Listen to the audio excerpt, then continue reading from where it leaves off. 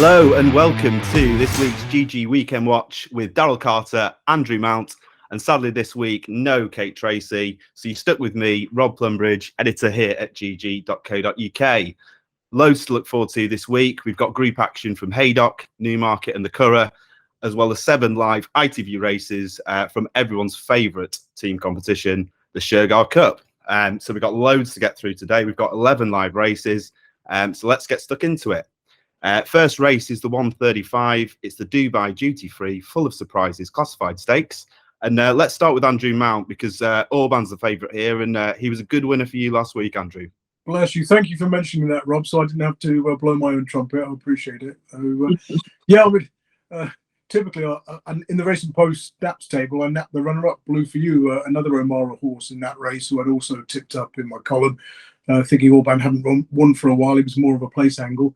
Now, he's never won below a mile because he won the Golden Mile last week. He's dropping back in trip here. You could argue he was flattered as well. He was drawn well in stall 2. The winner and runner-up came from the 2 lowest draws that day. So, although his hold-up style's usually favoured at Ascot on the straight course, 7 furlongs, not necessarily ideal. So, 2 to 1 or thereabouts, I can leave him alone. Crazy Luck was an eye catcher at Goodwood, was unlucky in a 6 furlong handicap. I thought she could go quite well. She's very interesting. She won her only race at this trip, 7 furlongs at Salisbury an age ago.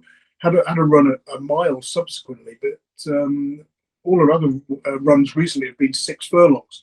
So she has got a bit of previous over this longer trip. So Crazy Luck could go well. And the other one I was looking at was Epsom Faithful. Now I'm going to pin my colours to this one's mast. Epsom Faithful seems to be much better in small fields. Now, the last 7 times she's had fields of 10 or fewer runners. She's won 6 of them. She's 4 from 5 in small fields over trips of 7 furlongs.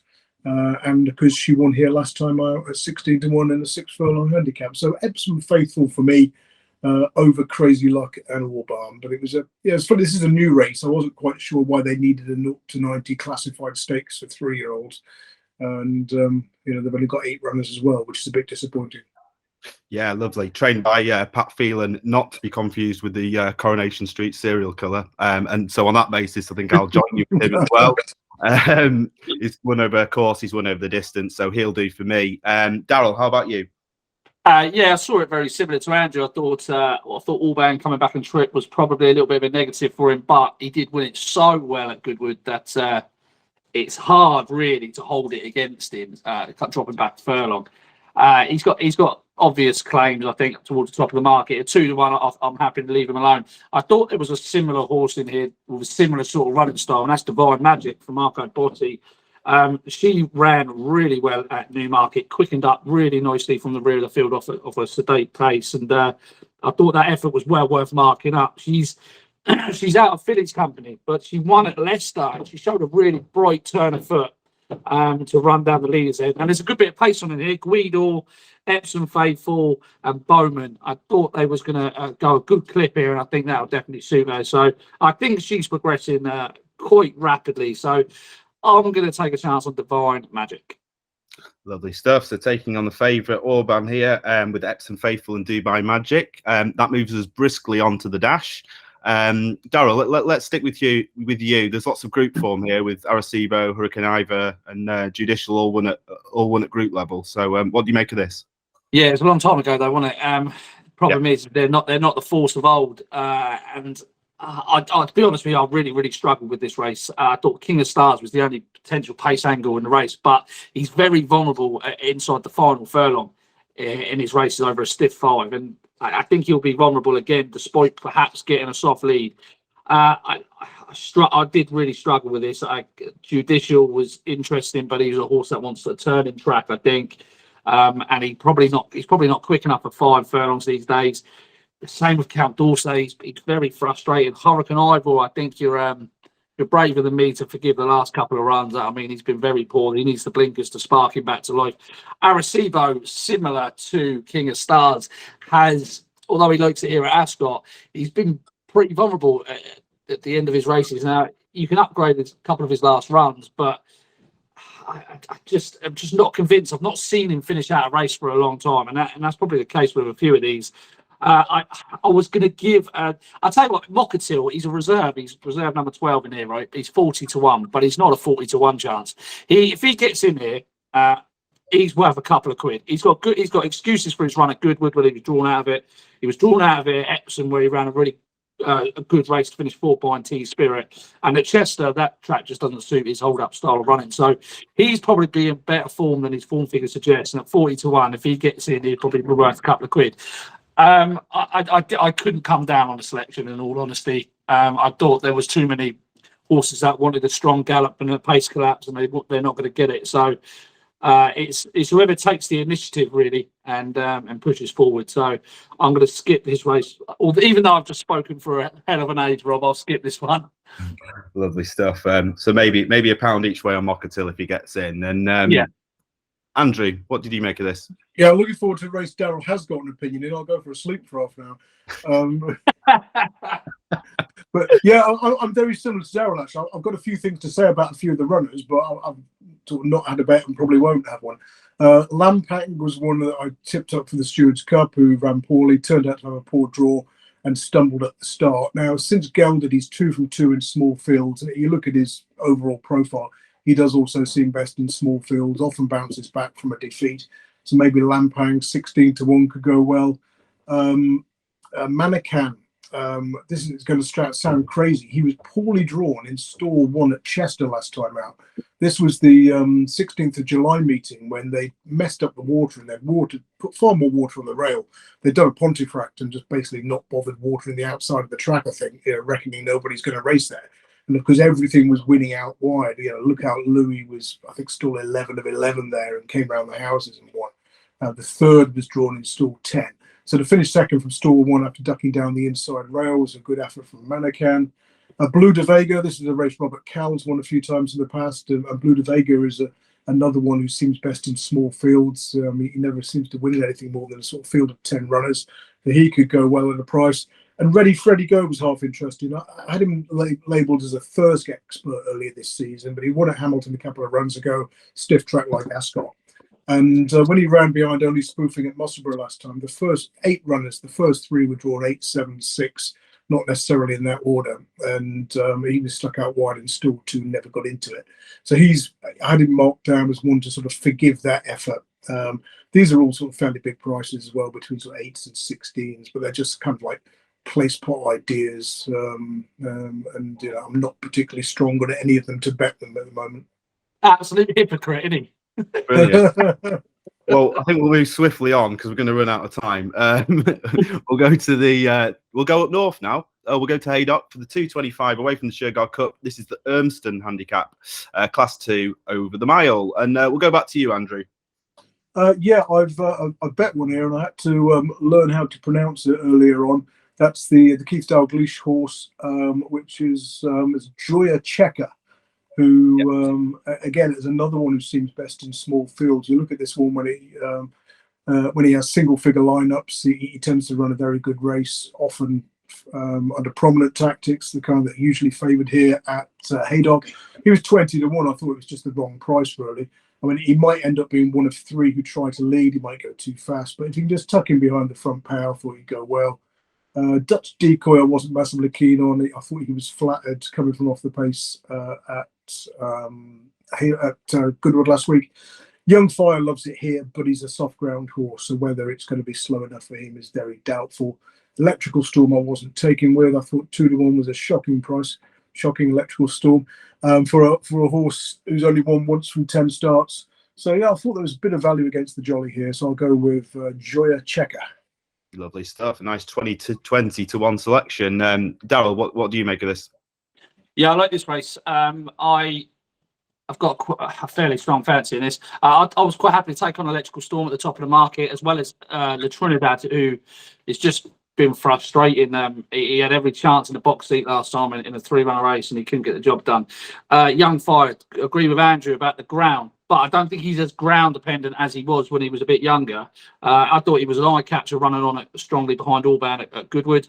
But the problem is he's just, we know what he is. He's stuck on a mark at 97. He's carrying a big weight here. We sort of know all there is to know about him.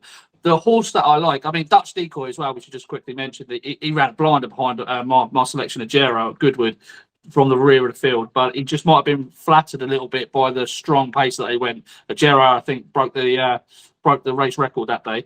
But the selection is the 3-year-old in the field, Mr. McCann, who won here last season as a 3-year-old. He's like a greyhound, this horse. He needs to get round a bend and he needs to have a soft lead. There is absolutely no pace on at all in this race, and he's going to be the one to be making the running. He ran in Britannia last time. He was a bit of a no-show, so you've got to forgive that. But he ran well in the Group 2 over behind Maljoum over in Germany. And Chester, I thought the Chester run at the start of the season was a really good effort. He was just run down by Star of India over 10 furlongs. He just doesn't stay. I prefer this over 7, in all honesty, but I think a mile was no issue for him. He won at Epsom readily, beating Austrian Theory over a mile at the back end of last season as a 2-year-old.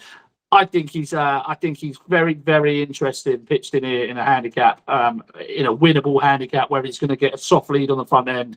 And I think he'll be very, very hard to catch. He's around a 7-1 shot. I did see 10-1 and 12-1, and one firm opened up at 10-3. So there's mixed signals on what the bookies think. 130. There's mixed signals about what the bookies think of his chances. I think he's got a cracking chance. I think if he can get 7-1, I think that's a great price. Yeah, can't go wrong back in Manor House horses at Haydock as well. So yeah, I can see that going. We now go back to the Shergar Cup. It's the 2:45 Dubai duty-free Shergar Cup Stayers race. Daryl, let's go back to you. Yeah, absolute heartbreak at Goodwood with Superjack. Strongly fancied this horse. Was the best bet in the column this day, and just was coming far too late. Master Millionaire had already got away, but there was no horse finishing stronger than Superjack all week. And he's a little bit quirky, I must admit. He's drawn wide in stall 11, but he's going to be held up, so it shouldn't be too much of an issue. Nicola Curry takes the ride. I think she's more than capable to handle his quirks. And this is really a winner and waiting of a mark of 86, surely. Lots of these in here are very, very exposed. And I think this is a cracking opportunity turned out just 8 days later. Yeah, couldn't put you off that. The one I liked in here was Rock Eagle running off the same mark as Royal Ascot. Bit of form with Coltrane, who obviously finished well at Goodwood last week in higher company. So he would be my selection for the race at each way to nothing. Nothing too strong, though. Andrew, what about you? Yeah, I'm always interested in the Mark Johnson runners in the Shergar Cup, particularly those that ran at Goodwood the previous week. When you look at Mark Johnson's winners, they all tend to have taken that route. They don't always do well at Goodwood. Maybe they're running in massive fields, they're prominent racers, and it helps set the horse up for closers.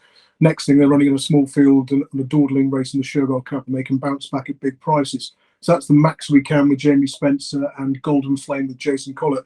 Although it is interesting, when you look at Mark Johnson's winners, I think every single Shergar Cup winner he's had pretty much has been ridden by a European jockey. So Jason Collett, obviously Australian, so maybe that's a bit of a concern for that one. Of the rest, yeah, I completely respect Superjack. Daryl was unlucky with that pick at Goodwood last time. I thought he was, by far the obvious one. But I think I might just, throw my £1 each way at the max we can under Jamie Spencer and hope for a place, but probably no more. And we're getting news of the jockey bookings coming through for the Shergar Cup. How big an influence is that for you both when you're punting? Yeah, I did a lot of research on this a few years ago, thinking that all these jockeys who are not like the Americans and perhaps who are not used to riding over 2 miles, maybe not even riding very often over 1.5 miles, might be at a disadvantage. But when you look at the roll of honour of some of these races, this one in particular, there's a lot of jockeys perhaps unfamiliar with this distance who do win it. So it does help if you've got a jockey who regularly rides in this country, this track, like Nicola Curry on Superjack. So I would give it a little bit of extra weighting, but not a massive amount. For me, just to chuck my 2 pence in, I think it depends on the individual horse as well. Some horses are very quirky, and you need sort of a jockey that's dealt with that sort of thing before over here, and the likes of Superjack needs to be held on to, needs to be delivered late, not do a lot when getting hit in the front. And I just think if you can get a jockey that's familiar with the trainer or whatnot, then I think it helps individual horses in the individual cases. Very, very interesting. Excellent stuff. First group action of the week, Group 3, Roads of Lancaster Stakes, back at Haydock. Let's throw it to you, Andrew, again. Yeah, I had a good look at this race and thought, you want to be on a sort of on a colt, and then you looked at it, you think, well, there's only one of them in the race, Fox's Tail, who won it last year, but he won it last year on soft ground, so you have to worry about the suitability conditions for him. Of the others, I thought Marie's Diamond, placed at Pontefract last time, used to go well in high summer for Mark Johnson. I haven't looked at the pace map in full detail yet, but if Marie's Diamond looks like getting an easy on the front end, then maybe Sylvester D'Souza can do me the second favour in 5 years after Allbound and get a tune out of that one. But it wasn't a race that I was hugely taken with. Grocer Jack was the obvious one, having switched to front running tactics when bolting up at Newbury last time out. But again, it could get taken on for the lead this time if indeed front running is again the plan. So probably Grocer Jack, but it's a race I'm not going to have a bet in. Yeah, Sylvester D'Souza off this week to Hong Kong. Can't get too many rides. So maybe you can do the business on Marie's Diamond in this. Daryl, how did you see this going? Yeah, I thought that Grocer Jack was going to be very, very difficult to beat. The time figure at Newbury was excellent, and he just looks like he's got so much more improvement to come now with William Haggis. If you go back and watch some of his races last year, I mean, he was behind a horse called Herovian in Saudi, but he was very, very unlucky. He was caught in a pocket, and he was making real strong late strides. But behind him that day was Passion and Glory, who had no answer to the turn of foot that he showed. I thought Anmat had a little bit to prove stepping out of a handicap company. I just wonder how much sort of preparation went into that valuable John Smith's Cup that he won on return. So this is just obviously a bit of an afterthought now. I know his season is only just getting going, but I just wonder how ready he was on the day for the John Smith's Cup and how much that's taken out of him for this. Intelligent obviously was chasing him down that day. He's interesting out of handicap company, lugging around big weights, but I just thought the class act in the race was Grocer Jack. He doesn't have to make the run in. He can sit off the pace. I'm pretty sure Tom Marcon will ride it as he sees it. But if he can get the lead, then it'll be very, very hard to catch. I like him quite a lot for this. I think he should be shorter than 7-4, really. Yeah, I'll make that a full house. I think Grocer Jack really, really solid here for all the reasons that you mentioned. So all three agreeing on that. We go now to the Dubai Duty Free Shergar Cup Challenge. This is Class 2 handicap over 1 mile and 4 furlongs. Daryl, let's go with you first. Yeah, interesting horse in here called Pride of Priory for William Haggis. Kieran Schumart takes the ride. Now there was a comment when he disappointed at York, saying that he prefers smaller fields. So he won a 7-runner race at Newcastle last time. He did remarkably well to come from off the pace and run down the leader.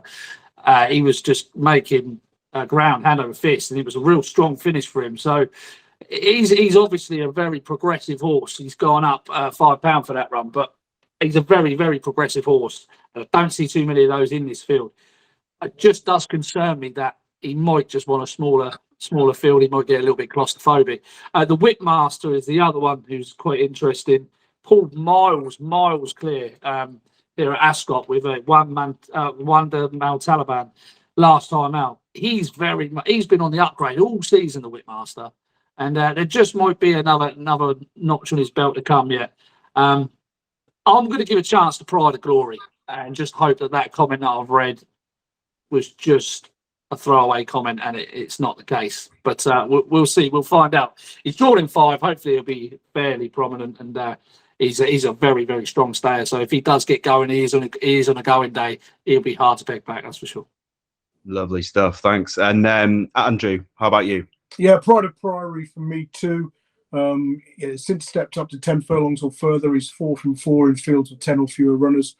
And you look at the rest, and there is quite a lot of pace in here as well. He's one of these sort of slightly tricky ones in that he meets trouble in running when he's in a big field, but he also needs a strong pace. So he could be vulnerable to sort of steadily run races when he does get his preferred small field.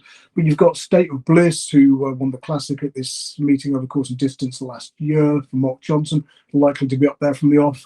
And Daryl Carter, out and out front runner, who ran well at this track earlier in the season, but I think it's going to be vulnerable. I think there was sort of 3 pretty much regular front runners, and you've got horses in first-time headgear as well. So I thought they'd just set it up for Pride of Priory. Lovely stuff. Lots of agreement going on here. Lovely to see. How about we go now to Newmarket, the only race on the card there that is televised on ITV. It's a Group 3. I read this as a Sweet Solero Stakes, but it's actually the Sweet Solero Stakes. The ice cream race, they call it. Yeah, absolutely. We'll take it to the ice cool Daryl Carter. How about you in this one? Oh, this is difficult. Lakota Soy at the top of the market has done the best time figures from a time figure front. It's probably got the strongest form with the third staying on third and Chesham behind Holiday Boy. That's not worked out too badly in terms of the winner running well at Goodwood. The tail flashing. Have you seen this horse flash his tail? Yeah. Oh. Mad, isn't it? She still won comfortably first time up at Lingfield, didn't she? Yeah, she's doing it again at Royal Ascot. And I just don't know. This undulating track just might be enough for her to throw the towel in, but it doesn't seem to stop her winning. She's a nice horse. If she just gets her nut down and puts channels her energy in the right way, then she could be tough to beat here. But I'm going to take a chance with Navakai for Carl Burke. I was quite impressed with this horse winning on debut. I'll just make it clear, I probably won't back this horse myself because I'm trying to correct a few things that I've done wrong this season, and that's backing winning 2-year-olds next time out because they can bounce. You don't know what you're going to get, and this is obviously a big step up in grade for her. But she was really, really impressive at Doncaster, and I love the way at the line she changed her legs again as if she was going to go again right at the finish line. Tom Eves was all hands and heels for much of the contest, and I was just really quite taken by the performance. And in terms of time figure for that race, she wasn't much slower, 0.77 seconds, I think, slower than the 90 rated handicap winner on the card who's gone up to 96. So she wouldn't need too much more from that debut to land a blow in here. So Navakai will do for me. Yeah.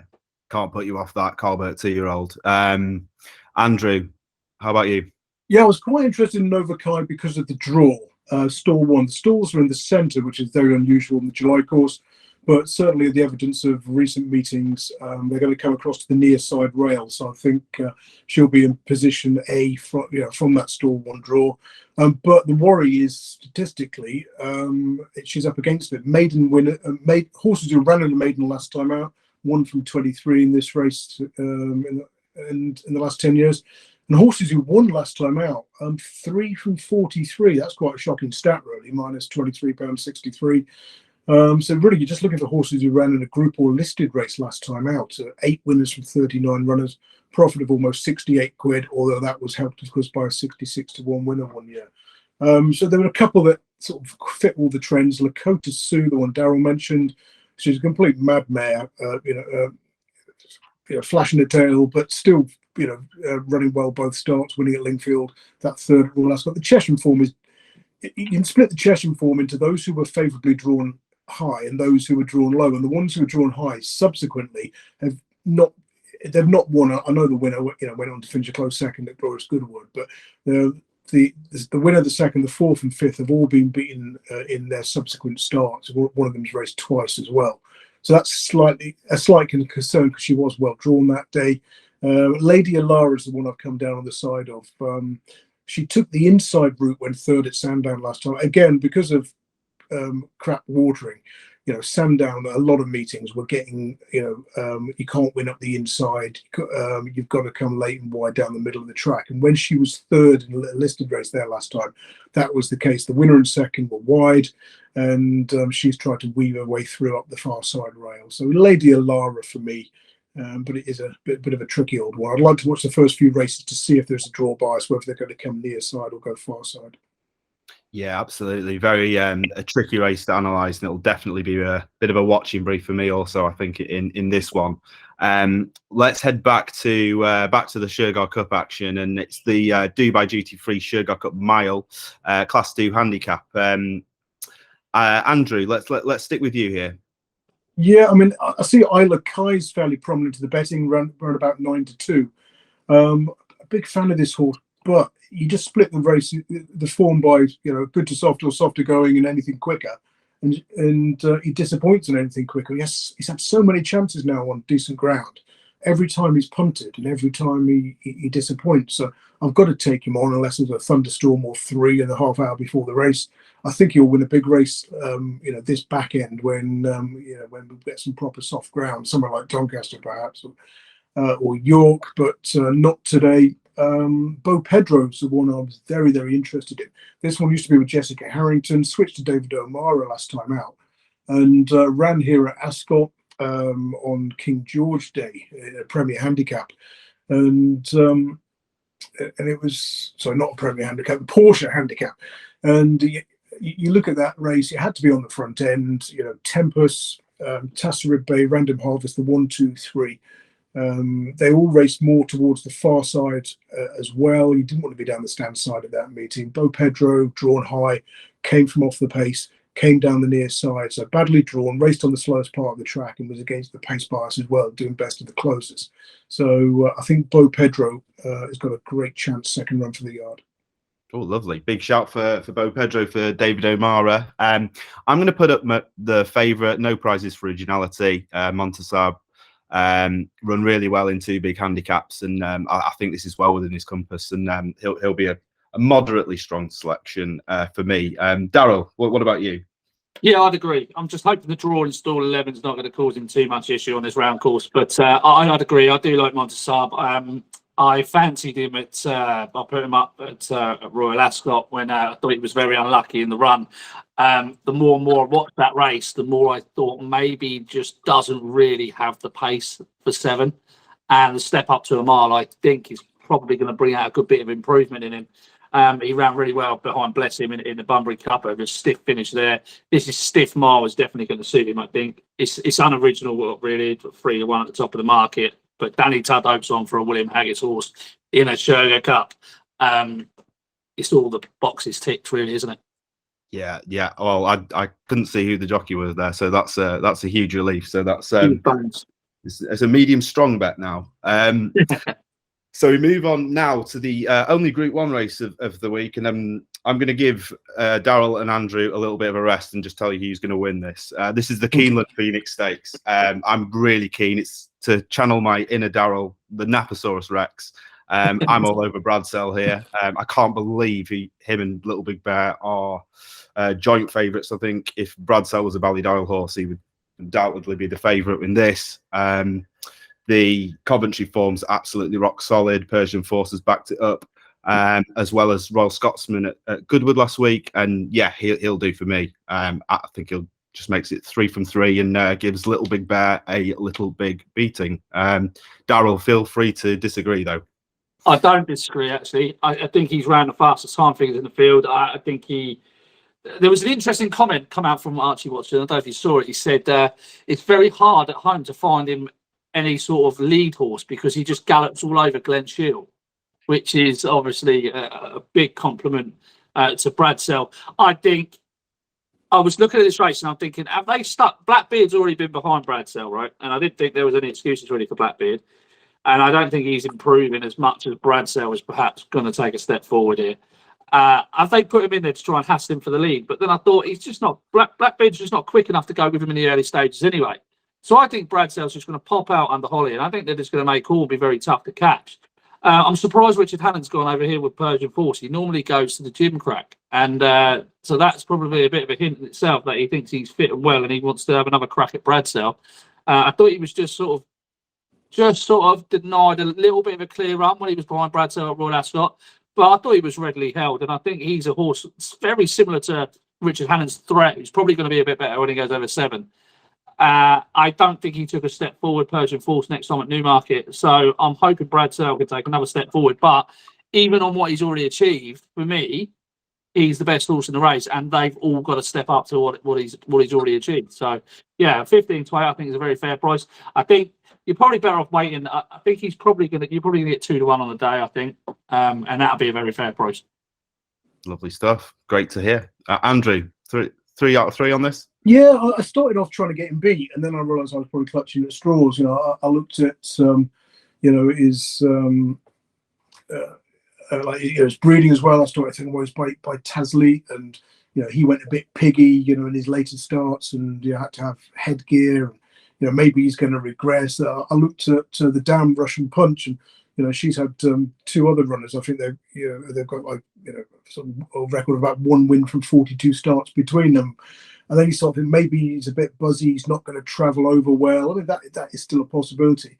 But then you think, well, he's already beaten the second favourite, third favourite, and fourth favourite fair and square at Royal Ascot when he was on the front end when the second, third, and fourth all came from off the pace. So perhaps he was winning against the bias. He was a bit exposed, almost alone towards the far side, and so there was a lot went against him at Ascot. He still won the race doing handspring. So you'd think he's going to confirm the form with those. I mean, you've got Shazli in there as well, who narrowly beat Blackbeard next time when Blackbeard had his first run after Ascot. So if you're saying, well, I fancy Bradsell to beat the ones he's already beaten at Royal Ascot. Maybe if there's going to be a horse for the forecast, it could be Shartash. So that could be the angle if you want to sort of try and manufacture yourself a bet around 16 or 20 to 1. Bradsell to beat Shartash, but I thought the favourite would win. Lovely stuff. 100%. Everyone's in. Good to hear. And I wasn't particularly enamoured by Little Big Bear's last performance, I have to say. I thought he won it, but not as eye-catchingly as I thought he might do. So Bradsell all round, and we move now to the 4:30 Dubai Duty Free Shergar Cup Classic. It's for 3-year-olds. It's over the mile 4, so I suppose we call it the Shergar Cup Derby, do we? Andrew Mount, how do you see this? Yeah, again, the Mark Johnson angle is an interesting one here. He's won it for the last 2 years. So I should say Charlie and Mark Johnson nowadays. He's won it for the last 2 renewals. State of Bliss last year, Saparinka in 2019. Both those horses ran in the 1 mile 3 handicap at Goodwood, admittedly finishing second. And Sharp Combo also ran in that race, just 8 days ago. Finished 5th. Didn't seem to handle the track, sort of hung left, hung right. I thought Shop Combo could be the one here around about 12 to 1. His other runner as well, I didn't think was completely out of it. That's Approachability, who also ran respectably in defeat at Glorious Goodwood, finishing 6th. And Supergirl, watch Supergirl's last race when ridden by a £10 claimer. Really strange. You could, if it was a professional jockey, you'd say it was a non-trier. It was just an odd race. It was just probably a sort of an ill-judged ride by a very inexperienced claimer. But I thought 20 to 1 about Supergirl, who had caught the eye earlier in the season a couple of times. I read about her up in my eye catchers column. I thought she had a squeak as well at a big price. But I'll go Sharp Combo. Lovely stuff. 2 big prices there, 12 to 1 and 20 to 1. Sharp Combo and Supergirl. Daryl, how about you? Yeah, good race this. Andrew, are you worried about Supergirl going right-handed? I haven't. She hung off that bend, didn't she, at the Curragh? And I don't think she's ever won going right-handed. Yeah, well, she's won at Leopardstown, left-handed, Navan, left-handed. Just look at the quotes from the. They seem to think it's the ground, but yeah, I haven't noticed that. So she was really impressive at Navan. Really impressive at Navan, and 20 to 1's a bit insulting, I think, and for her price. But I mean, I put up Berkshire Breeze the last day at here at Ascot over mile 6 when he was beaten ahead by Bradsell. I was slightly frustrated with that ride from Hayley Turner that day. He did have an entry at Lingfield as well this week, but I'm pretty sure that the 32 grand difference is probably swung Andrew Bold in favour of coming here. But the race has worked out pretty well. Bradsell went close at Goodwood. Inverness, who was in 3rd, went and ran a nice race at Goodwood. I thought coming back in trip was probably actually a good thing. The reason I put him up last time because he was going up in trip, but really his stamina was slightly stretched after being outpaced around the bend. Now, it's 2 furlongs shorter here, I think he'll be finishing a little bit stronger, and he won't be faltering at the finish. That's for sure. He's definitely got a win in him off this mark. I'm pretty sure of it. A mark of 85, I think, underestimates him. I think he's improving. There's more to come from him. I like him towards the top of the market. It's just a shame that he is a 3-1 shot at the top of the market. There's one in here called Sheer Rocks for Eve Johnson Alton's 12-1 shot. Really caught the eye at Goodwood, staying on really strongly from off the pace, and beat a horse that I put up at Chester the time before very, very easily. A horse called Chairman. Highland Premier was back in third that day, post impression issues, well touted for William Haggis back and forth. This is an improving horse also, and stepping up and trip is certainly going to suit this horse. So I think, while I do think Berkshire Breeze has got a massive chance, I think at the prices, if I'm going to play the prices, then I'm going to play Sheer Rocks at 12s. Lovely stuff. Sheer Rocks, nice 12-1 play there from Daryl. And we get to our final race 30 minutes afterwards at the Dubai GT3 Shergar Cup Sprint. Daryl, take us through the sprint. Yeah, this is again another good race. It's a really good card, actually. This Shergar Cup. I know a lot of people moan about it, but it's a really good card. This is a really competitive race here. Spangled Mac is definitely on the upgrade. The fired a £12 penalty last time out at Yarmouth. We'll find out how that form works out, because I put up a horse from that race yesterday called Commandment, who was narrowly touched off by Corinthian Knight at Pontefract. Media Guest runs today at Yarmouth, so it'd be interesting to see. Today is Thursday, to see how Media Guest gets on. Raizana had tons in hand, winning at Carlisle. This is a horse that looked pretty useful at Newcastle when chasing Munada off a very slow pace. Like, had to wait for a run for an age, but then disappointed next time at Chester and then bounced back at Carlisle. This is a horse that could be miles ahead of the handicap for William Haggis. She's pretty talented. Her future's definitely over further than 6 furlongs though. And the other one I just want to touch on was Corazon for George Bowie. George Bowie's other horse in here. This horse is building to a big performance also. No run at Goodwood at Ascot last time behind Call Me Ginger, and caught the eye behind Mountain Peak here at the same venue in the Heritage Handicap at the Royal Meeting. I'm just not entirely convinced that this horse is miles ahead of the handicapper, but it wouldn't surprise me if Corazon put in a good show in here. I'm going to come down on the side of Raizana, because I just think there's loads more to come from her. Lovely stuff. Lots of progressive horses in this. I'm going to actually go for the Goodwood winner, Adaay in Asia. I think you can upgrade her performance last time. She dwelt at the start. She was keen early on, and she was finishing off really well. So she would be my pick at 11-1. Andrew, how do you feel about the last race? Yeah, I'm with you on Adaay in Asia. I really like this filly. She won despite racing freely at Chepstow on a penultimate start. That flagged her up as a horse to bet for me at Goodwood, because any horse who wins when racing freely can just be bet next time out. They've got a really good strike rate. They often follow up around about 30-odd%. And she did, like you say, she did it again at Goodwood. Now, she's also got an incredible record in the summer months. You look at last year, the first season she was racing, she had 4 runs between June and August, 3 wins, and a 7th of 22 at 33-1, a valuable sales race, only beaten a couple of lengths.